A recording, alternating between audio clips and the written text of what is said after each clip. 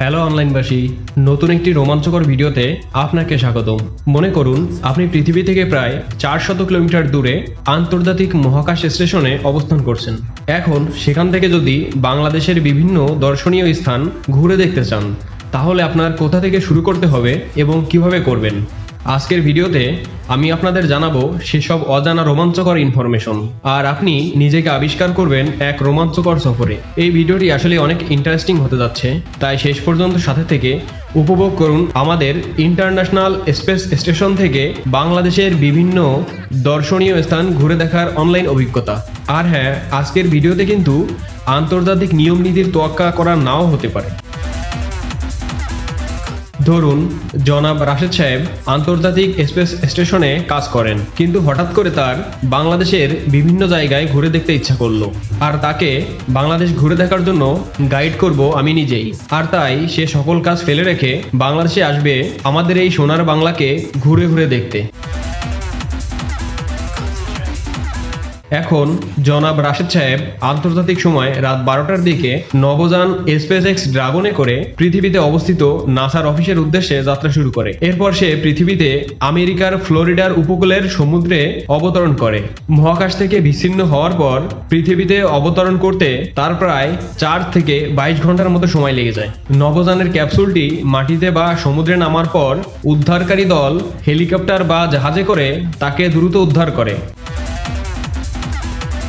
দীর্ঘদিন শূন্য বিকর্ষে থাকার কারণে তার শরীর দুর্বল থাকে এবং তাৎক্ষণিকভাবে একটি স্থায়ী ক্যাম্পে বা জাহাজে তার প্রাথমিক স্বাস্থ্য পরীক্ষা করা হয়। এরপরে ফ্লোরিডার কাছাকাছি একটা বিমানবন্দর থেকে তাকে বিশেষ বিমানে করে হিউস্টনে নাসার অফিসে নিয়ে আসা হয়। সব মিলিয়ে মহাকাশ স্টেশনের দরজা বন্ধ করা থেকে শুরু করে নাসার অফিসে পা রাখা পর্যন্ত তার সর্বোচ্চ প্রায় 2 দিন সময় লেগে যায়।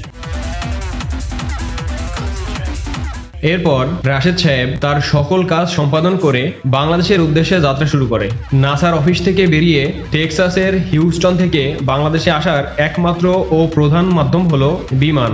টেক্সাসের হিউস্টন থেকে বাংলাদেশ এই রুটে কোনো সরাসরি ফ্লাইট নেই, তাই তাকে মধ্যপ্রাচ্য বা ইউরোপের বিভিন্ন ট্রানজিট পয়েন্ট ব্যবহার করে বাংলাদেশে আসতে হবে।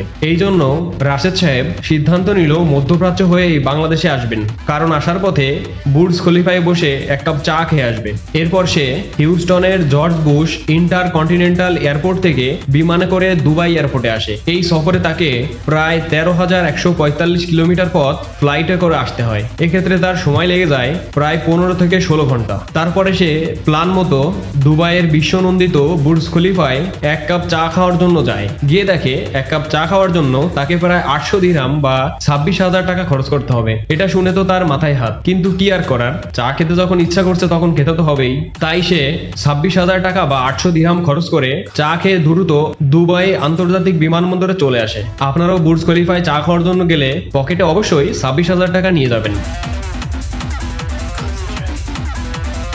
এরপর জনাব রাশেদ সাহেব দুবাই আন্তর্জাতিক বিমানবন্দর থেকে বিমান বাংলাদেশ এয়ারলাইন্সে করে বাংলাদেশের উদ্দেশ্যে রওনা করে। বিমান বাংলাদেশে করে প্রায় 4 থেকে 5 ঘন্টা জার্নির পর অবশেষে বাংলাদেশের রাজধানী ঢাকার শাহজালাল আন্তর্জাতিক বিমানবন্দরে এসে পৌঁছায়। দুবাই থেকে ঢাকা আসতে তাকে প্রায় 3,534 কিলোমিটার পথ বিমানে কাটাতে হয়। আমেরিকার ফ্লোরিডা থেকে রাশেদ সাহেবকে বাংলাদেশের আন্তর্জাতিক বিমানবন্দরে আসতে সময় লাগে প্রায় 26 ঘন্টা এবং তাকে আকাশপথে জার্নি করতে হয় প্রায় 16,680 কিলোমিটার পথ। যেহেতু আমার দায়িত্ব তাকে বাংলাদেশ ঘুরে দেখানো, তাই আমি যাই তাকে রিসিভ করতে। বিমানবন্দর থেকে আমি তাকে রিসিভ করে নিয়ে ঢাকার সকল কাজ সম্পন্ন করে আমাদের এই সুন্দর সোনার বাংলাদেশ ঘুরে দেখতে বেরিয়ে পড়ি।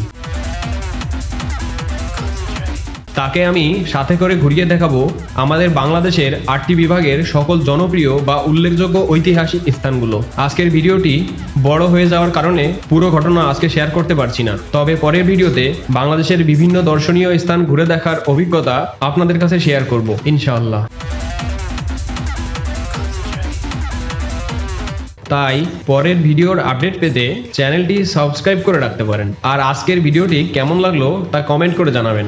ভালো লাগলে লাইক করুন এবং বন্ধুদের সাথে শেয়ার করতে পারেন। পরবর্তী রোমাঞ্চকর ভিডিওতে সাথে থাকলে আপনিও হতে পারেন সেই রোমাঞ্চকর সফরের অনলাইন সঙ্গী।